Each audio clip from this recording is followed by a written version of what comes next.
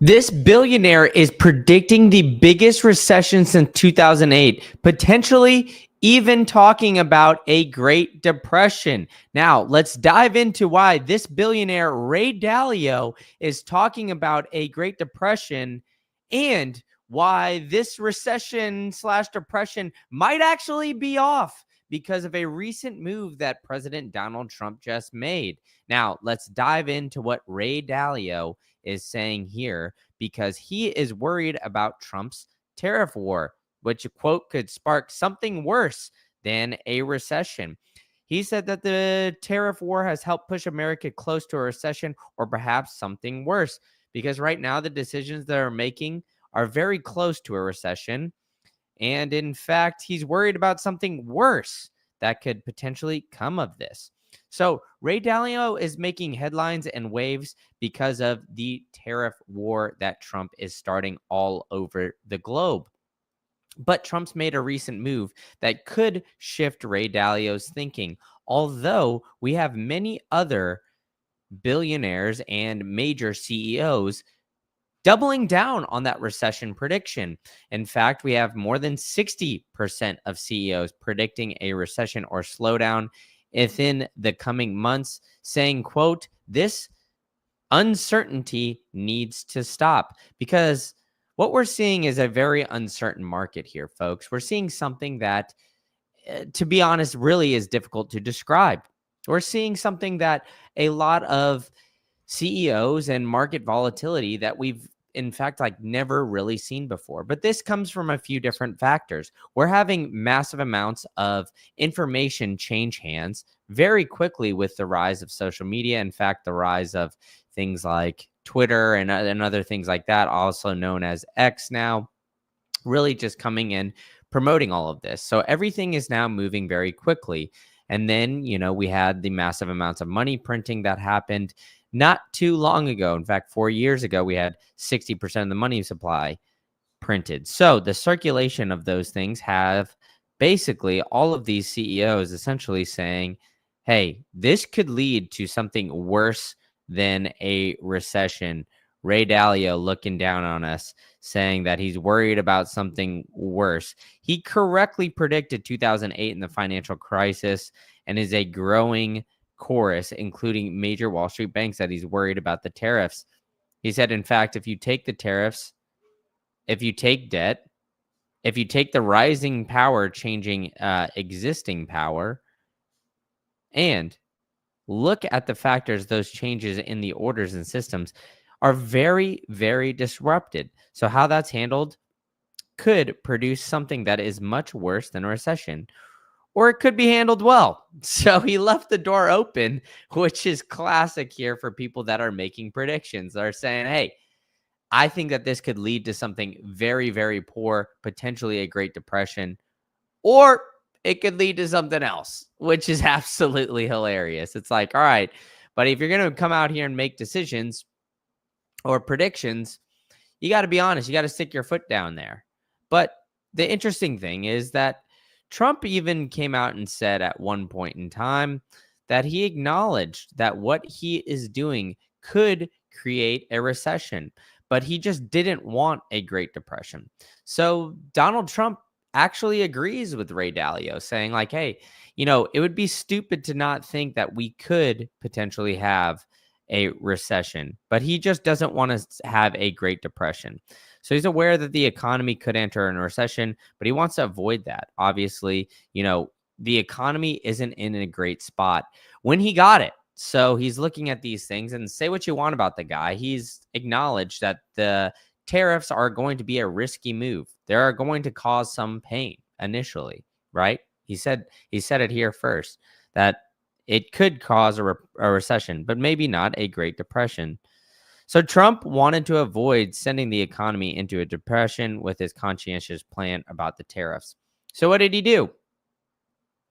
Well, he started backing off those tariffs, and now he's exempted smartphones and computers from his China tariffs. Well, at least 2 days ago, from his reciprocal tariffs, including that 125% levies there. Hopefully to give those manufacturers a little bit of time.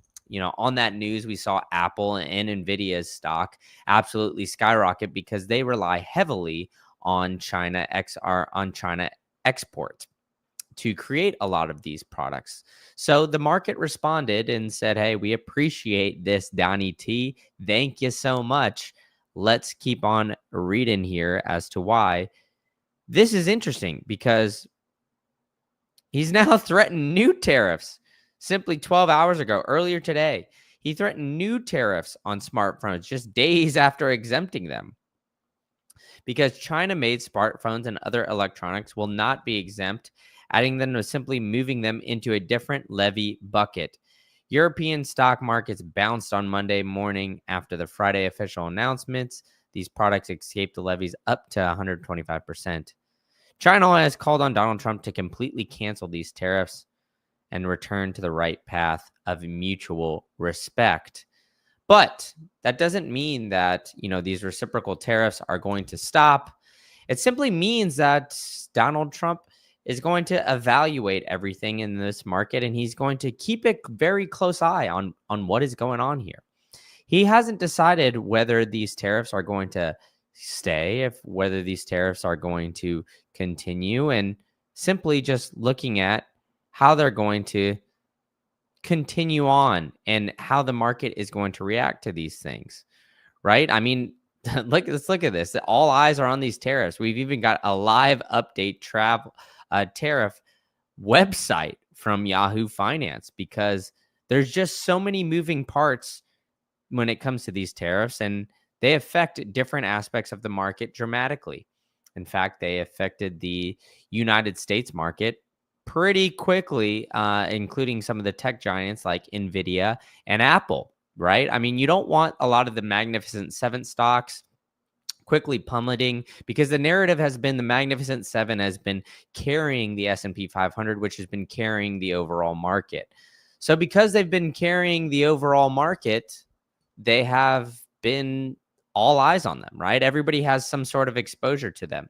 So with that, right, we're looking at a big movement and a big shift where all eyes are on those specific stocks, at least specifically, right? But, like I said, a lot of CEOs have come out and doubled down on this recession/Great Depression issue. Jamie Dimon and JP Morgan have famously come out and said that there is a 60% chance of a recession, agreeing with 60% of the other CEOs that I showed you earlier that Ray Dalio cited. And he said the recession odds have increased from the previous estimate of 40%. The S&P and Goldman also hiked the U.S. recession possibilities, and we'll get into Goldman here in a second. Barclays, the Bank of America, Deutsche Bank warn of higher recession risks. So all of these big dogs are looking at this, and these banking giants are looking at the overall macro environment and saying, warning and raising flags of a potential recession. So this is something that we're going to have to keep and monitoring. And we all know Donald Trump is monitoring that, right? Because Trump has come out and said he knows that there is a potential for a recession, but he does not want that Great Depression. So he's going to be closely monitoring the market, closely monitoring how these tariffs affect all of these different stocks. And I imagine he's going to be listening to some of these guys, not very closely, but he will be keeping a close eye on what these bankers and what everybody is saying because, a recession and a depression start with the economic crash, but things really get crazy when people start to lose faith in the market, right? So these big money managers and money movers, once they start to lose faith in the market, that's when something serious can potentially happen. So we already see that they are a little bit shaky on that. But it's still 60% chance. Obviously, it's more likely than not. They've ratcheted up these odds, and brokerages scramble to revise their forecast models with tariff distress threatening to sap business confidence and slow down global growth, as I was mentioning there earlier, right? And Jamie Dimon is coming out and saying, oh, it's a quote, likely outcome that we're going to have a U.S. recession. Well, remember, folks, with things like likely outcome, what they're saying is that there's a greater than a 50% chance for this to occur, right? This is more likely than not. It could be 51% chance for all of this. So that's what Jamie Dimon is looking at. That's what he's describing here, is that there's a more likely than not outcome for a potential Great Depression.